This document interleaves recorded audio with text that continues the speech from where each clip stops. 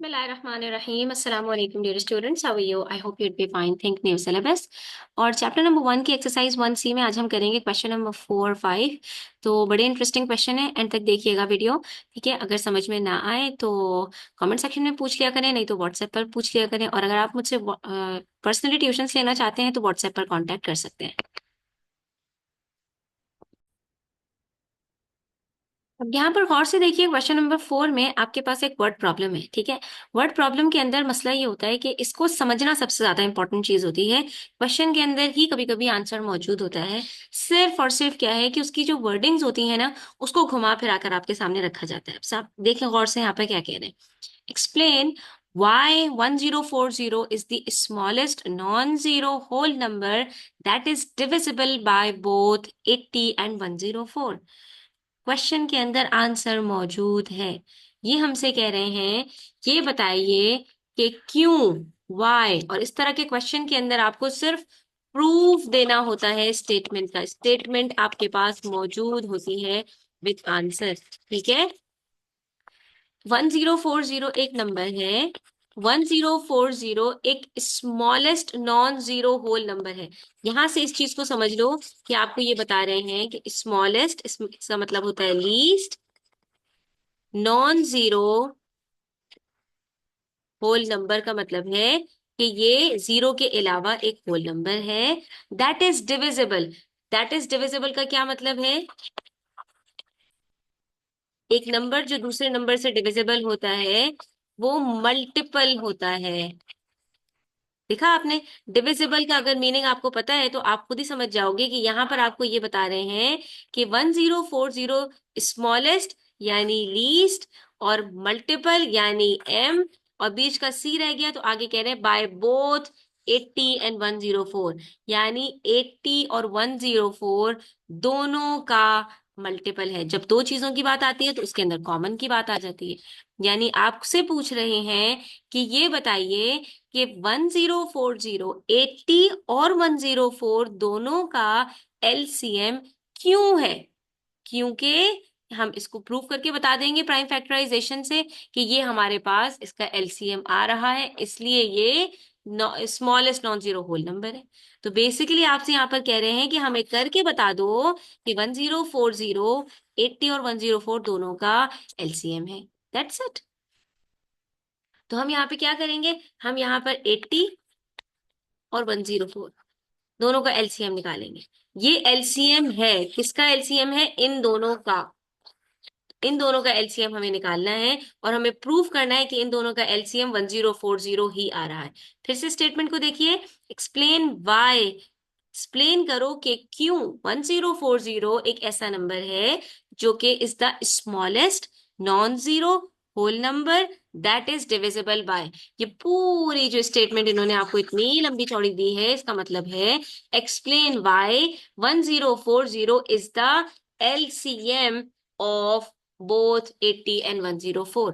तो ये क्या क्वेश्चन आपको आता नहीं? तो अभी आप प्रैक्टिस करते हुए आए हैं, आपको आता है, एलसीएम निकालना भी आता है, और आपको पता है कि एलसीएम कहते भी किसको हैं। तो ये आपसे पूछ रहे हैं 80 और 104 दोनों का जो सबसे छोटा मल्टीपल आएगा वो 1040 होगा। अच्छा, बच्चे यहाँ पर कंफ्यूज हो जाते हैं कि एलसीएम, हमने इस चीज को डिस्कस किया हुआ है कि जब दो नंबर्स का या तीन नंबर्स का हम एलसीएम कैलकुलेट करते हैं तो वो उन दोनों नंबर से ग्रेटर होता है। ठीक है, और एचसीएफ जब दो नंबर्स का कैलकुलेट करते हैं तो वो उन दोनों नंबर से स्मॉलर होता है।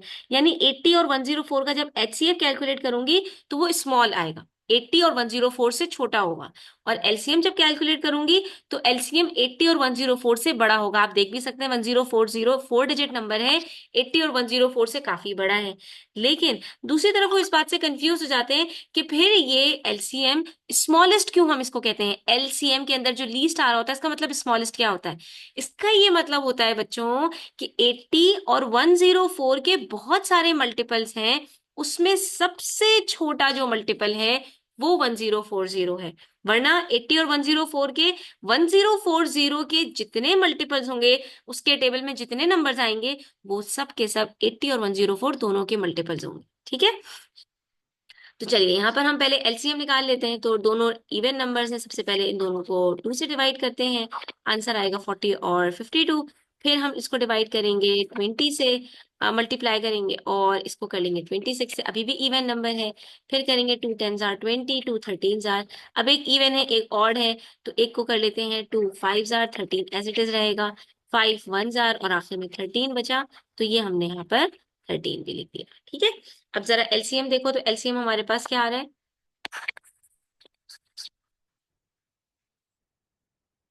सिंपल है, 2 multiply by 2 multiply by 2 multiply by 2, तो यहाँ तो हमारे पास 4 टूज आ गए, तो 4 4 जार 16 हो गया, 16 को 5 से मल्टीप्लाई करते हैं आंसर आता है 80, और 80 को मल्टीप्लाई करेंगे 13 से, तो आप गौर से देख लो कि 80 को 13 को 8 से मल्टीप्लाई करो तो क्या आंसर आता है, 8 3 जार 24, 8 1 जार 8 9 10, और ये एक जीरो लगा दें इसके साथ, तो ये आ गया 1040। इसका मतलब है कि हमारा आंसर बिल्कुल ठीक आ रहा है। ठीक है, तो हम यहाँ पर क्या कहेंगे कि y 1040 is the smallest non-zero whole number that is divisible by both 80 and 104, तो हम कहेंगे since 1040 is the LCM of 80 and 104, therefore 1040 is the smallest non-zero whole number that is divisible by both. Simple. ठीक है, उन्हीं की जो है wordings उन्हीं की जबान में हम वापस लिख देंगे, तो हमने यहाँ पर कुछ भी नया नहीं किया, हमने जो बात उन्होंने हमें बताई थी हमने सिर्फ उनको प्रूफ करके दे दिया कि हाँ जी जो बात आप कह रहे हैं ये बिल्कुल सच है। ठीक है, बस यहाँ पर लिख दीजिए कि since 1040 is the LCM of 80 and 104, इसलिए ये जो है वो smallest non zero whole number है। देखो यहाँ पर स्मॉलेस्ट की जो कंडीशन लगाई जाती है वो क्यों लगाई जाती है, क्योंकि 80 और 104 दोनों के बहुत सारे अनलिमिटेड, हर दो नंबर्स के या तीन नंबर्स के या चार नंबर्स के अनलिमिटेड मल्टीपल्स होते हैं, जो कॉमन मल्टीपल्स होते हैं।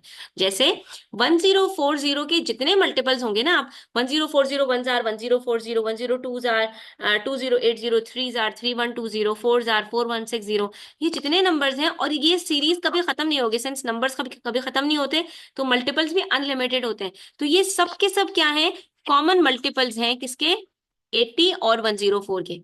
ठीक है, लेकिन ये स्मॉलेस्ट नहीं है, यहाँ पर जो कंडीशन लगा दी जाती है स्मॉलेस्ट की, इसका मतलब ये होता है कि सबसे छोटा कौन सा नॉन जीरो होल नंबर है जो इन दोनों का मल्टीपल हो, तो वो हम वहां पर सबसे छोटा मल्टीपल तलाश करते हैं, जो जिसको हम एलसीएम कहते हैं। ठीक है, तो बस ये छोटी छोटी चीजें जो आपको अच्छी तरह से मेमोराइज करनी है। अब ये चीजें जो है आपको पता होनी चाहिए कि फैक्टर्स हमारे पास लिमिटेड होते हैं, मल्टीपल्स हमारे पास अनलिमिटेड होते हैं, फैक्टर गिवन नंबर से छोटा होता है, मल्टीपल गिवन नंबर से ग्रेटर होता है। फैक्टर के अंदर जब हम हाईएस्ट कॉमन फैक्टर की बात करते हैं तो दो या तीन नंबर्स के जितने फैक्टर्स होते हैं कॉमन फैक्टर्स, उसमें से हम सबसे बड़े फैक्टर की बात करते हैं। यानी अगर मैं अभी 80 और 104 के कॉमन फैक्टर्स निकालना शुरू करूं यहाँ पर, तो आप ये देख सकते हो कि जहां तक इन दोनों के कॉमन हमारे पास फैक्टर्स आ रहे थे हम वहीं तक लिखेंगे। ठीक है, 2 है तो 40, दोनों जो है 2 से डिविजिबल थे, फिर दोनों 2 से डिविजिबल थे, और फिर दोनों 2 से डिविजिबल थे, तो यहां तक जो हमारे पास नंबर्स आए हैं, ये जो तीन नंबर्स हैं ये इसके क्या हैं, कॉमन फैक्टर्स हैं। 2 2 जार 4, 4 2 जार 8, इसका मतलब है 2 4 8, ये तीन ऐसे नंबर्स हैं जो कि 80 और 104 दोनों के कॉमन फैक्टर्स हैं। ठीक है, एक सबसे पहले 2, फिर 2 2 जार 4 होता है, और फिर 2 2 जार 4 2 जार 8, तो ये 2 4 और 8 तीनों के फैक्टर्स हैं। लेकिन जब हम हाईएस्ट कॉमन फैक्टर की बात करते हैं तो सबसे बड़े फैक्टर की बात करते हैं, फिर वहां पर हम इन दोनों को कंसिडर नहीं करेंगे। ऑल्दो ये दोनों भी इन दोनों के कॉमन फैक्टर्स हैं, ये कॉमन फैक्टर्स में तो आएंगे लेकिन हाईएस्ट कॉमन फैक्टर में नहीं आएंगे, हाईएस्ट कॉमन फैक्टर के अंदर यही आएगा। ठीक है, बस ये चीजें हैं जो आपको अच्छी तरह से मेमोराइज करनी है। तो आपने यहाँ पर ये देख लिया कि ये तीनों फैक्टर्स 80 और 104 से छोटे हैं, तो इन छोटों में सबसे बड़ा कौन सा है, इसलिए हम इसको हाईएस्ट कॉमन फैक्टर कहते हैं। इसी तरह आपने ये देख लिया कि 80 और 104 के कॉमन मल्टीपल्स ये सब हैं। ठीक है, और ये तो कभी खत्म ही नहीं होते, कॉमन फैक्टर्स तो खत्म हो जाते हैं लेकिन कॉमन मल्टीपल्स तो कभी खत्म भी नहीं होते, तो इन सब में जो सबसे छोटा होता है वो हमारा एलसीएम होता है। अब इस वीडियो को आप बार बार देखो और इसके अंदर जो पॉइंट्स मैंने बताए हैं उसको कोशिश करो मेमोराइज करने की, कोई भी क्वेश्चन आपके पास एचसीएफ और एलसीएम का आता है फिर आपको कभी भी प्रॉब्लम नहीं होगी। ठीक है, इंशाल्लाह। चलो नेक्स्ट है हमारे पास क्वेश्चन नंबर 5, इसमें कह रहे हैं number has exactly 8 factors which of two of which are 10 and 125, list all the factors of that number। अब देखिए इन्होंने हमारे साथ क्या किया, इन्होंने हमसे कहा आपके पास एक नंबर x है, ठीक है, सपोज कर लो एक नंबर है और उसके टोटल जो आपके पास फैक्टर्स हैं वो टोटल फैक्टर्स आपके पास 8 होंगे। ठीक है, अब 8 फैक्टर्स के अंदर 1 2 3 4 5 6 7 8, 8 फैक्टर्स में से आपको दो फैक्टर्स बता रहे हैं 10 और 125। ठीक है, आपको ना नंबर पता है ना इसके बाकी फैक्टर्स पता है, बस इतना पता है कि इस नंबर के टोटल 8 फैक्टर्स हैं जिसमें से दो फैक्टर्स ये हैं। एक फैक्टर मैं आपको और बता देती हूँ कि वो होगा आपके पास 1। ठीक है, अब इसके बाकी फैक्टर्स हम कैसे निकालेंगे और ये नंबर हमें कैसे पता चलेगा, तो ये जरा हम यहाँ पर क्या करेंगे कि हम सबसे पहले जो नंबर्स इन्होंने हमें बताए हुए हैं ना फैक्टर्स, उनके भी हम फैक्टर्स निकाल लेंगे। क्यों निकालेंगे? क्योंकि factor of a factor is also a factor of a given number. क्या मतलब इस बात का? इस बात का ये मतलब है कि 10 के जितने फैक्टर्स होंगे ना, जैसे देखिए 2 5 आर 10, 5 1 आर 10, तो 10 के मेरे पास कौन कौन से फैक्टर्स आए? 2 और 5। ये 2 और 5 क्योंकि 10 के फैक्टर्स हैं, तो 10 जिस जिस नंबर का फैक्टर बनेगा उन सब के 2 और 5 भी फैक्टर्स होंगे। तो ये दो फैक्टर्स हमने यहां पर लिख दिए 2 और 5। ठीक है, यानी वो तमाम नंबर्स जो 10 के टेबल में आएंगे वो 2 और 5 के टेबल में भी आएंगे। जैसे यहां पर मैं लिख देती हूँ 20 30 40 50 60 70 80 90 100 110 एंड सो ऑन। ये सब के सब क्या हैं? 10 के मल्टीपल्स हैं, इन सब का 10 फैक्टर है। ठीक है, जब इन सब का फैक्टर 10 है तो इन सब का फैक्टर 2 भी होगा और 5 भी होगा, यानी ये तमाम नंबर्स 2 के टेबल में भी आएंगे और ये तमाम नंबर्स 5 के टेबल में भी आएंगे। ठीक है, तो ऐसे क्वेश्चन में जहां पर आपको ये बताया जाए कि कोई एक नंबर है जिसके इतने इतने फैक्टर्स हैं, उसमें से इतने फैक्टर आपको बता देते हैं, तो वो जो गिवन फैक्टर्स है ना उन्हीं के और फैक्टर्स निकाल लो। अब हम क्या करेंगे, हम 125 के भी और फैक्टर्स निकाल लेंगे। ठीक है, तो अब देखो सबसे पहले तो हमारे पास यहाँ पर 5 फैक्टर आ रहा है। 5 5 इंटू 25, फिर 5 5 जा 25, 5 1 जा 5। तो इसके 25 के हमारे पास क्या क्या फैक्टर्स आए? 5 आ गया और 5 5 जा 25 आ गया। ठीक है, तो अब ये 5 तो हम दोबारा लिख नहीं सकते, इसको हम यहाँ से हटा देंगे।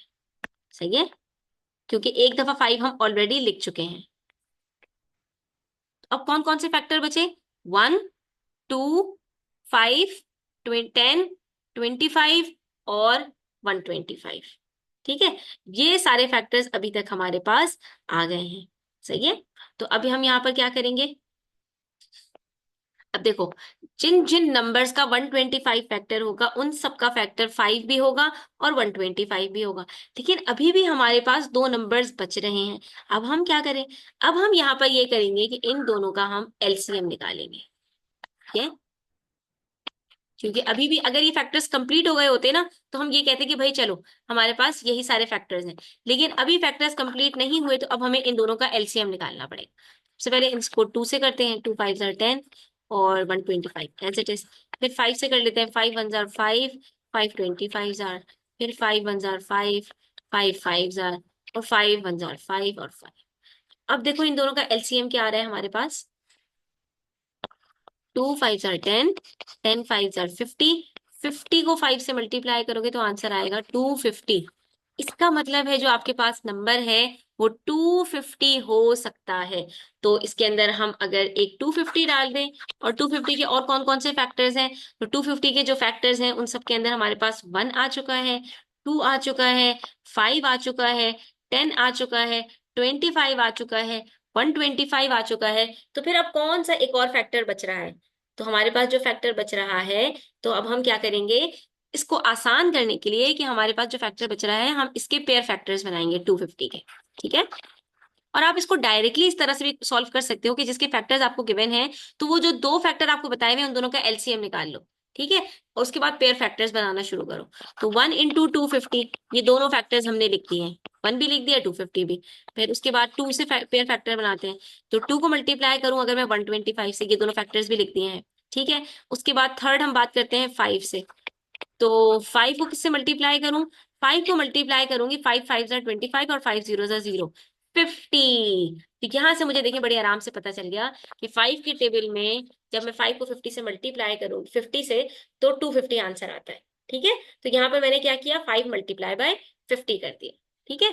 अच्छा, उसके बाद मजीद हमारे पास कौन सा फैक्टर है, 10। तो 10 को मल्टीप्लाई करते हैं किससे, 25 से, तो आंसर आता है 250। उसके बाद 10 और 25 के बीच में अब आपके पास कोई और फैक्टर नहीं है, इसका मतलब है 250 के हमारे पास मजीद कोई और फैक्टर्स नहीं है। तो हमारे पास इस नंबर के कितने टोटल फैक्टर्स होंगे, 8 फैक्टर, जिसमें से 1, 2, 5, 10, 25, 50, 125 और 250। तो ये सारे फैक्टर्स हमने यहाँ पर बता दिए। और ये किस नंबर के फैक्टर्स हैं, 250। क्योंकि जब आपको सबसे स्मॉलेस्ट फैक्टर पता चल जाए और ग्रेटेस्ट फैक्टर पता चल जाए, तो वो आपको जो है उसका मतलब ये होता है कि उसके आपको सारे फैक्टर्स पता चल गए। ठीक है।